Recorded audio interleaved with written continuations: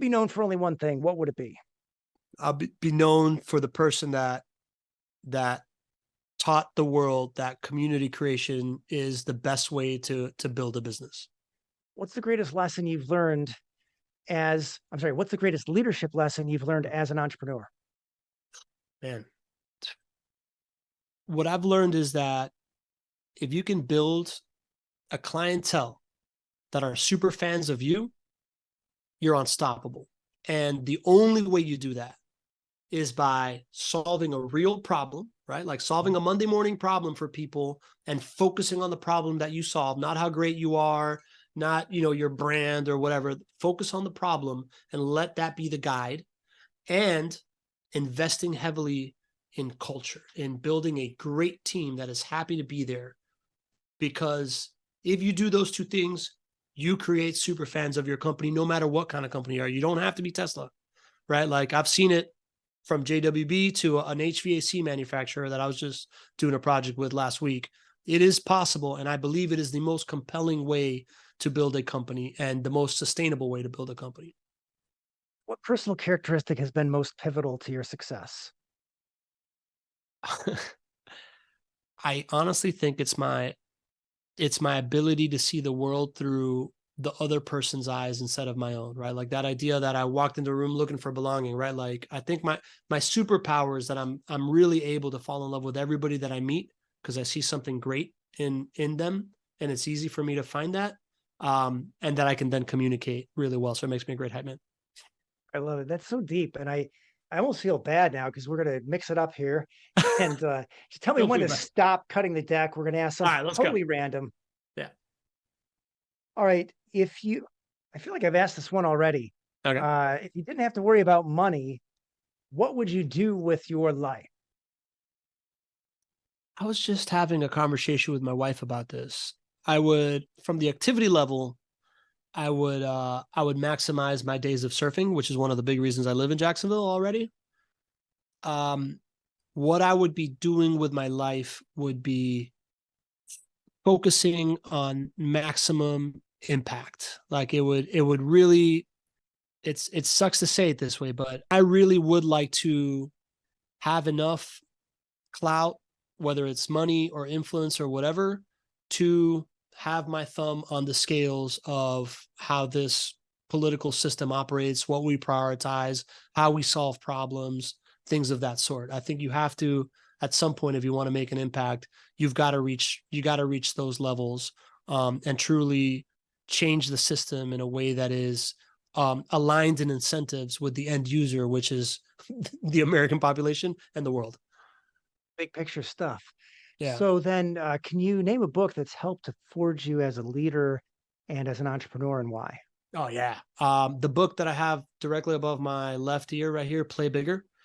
That Mhm. is the book that established discipline of category design, which is essentially how you become a category king is by evangelizing a problem that is completely different than the rest of the market, and wrapping yourself around that problem to create your own category instead of compete in someone else's category. And what it's shown is that if you do that correctly, the category king captures 76% of the market cap. So, and then the rest of the category is fighting for the rest of 24%. It's why companies like Tesla are worth more than the entire like the auto industry, because they're category kings and they designed a category Right. around electric mobility. I love So it. play Yeah, bigger. That's I category love it. design. Get on it. Yeah. Yeah, nobody notices the second biggest pumpkin. Uh, Yeah. Maybe I'm just thinking about It's true. fall things here today, but tell us what's the biggest hurdle you've overcome in your business in the last year, and how did that help you grow? Yeah.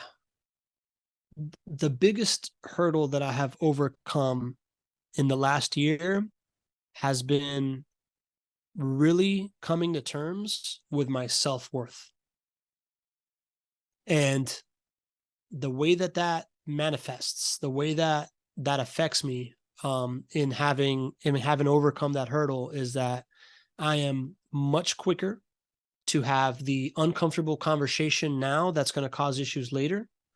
It has allowed me to show up in a way where I understand the value that I'm bringing to it, and it makes the person across the table from me way more comfortable in understanding what they're either investing in or what's in it for them. And that's really been the big lesson. It has 4 years into it, this like self-worth thing really came to a head for me, and going through it has profoundly changed my life. It's very profound. And if you could just send us out with a quote to help forge our listeners as leaders and entrepreneurs. Yeah, yeah. Listen, if you want to really do something big, you need to focus on being a kingmaker, not being a king.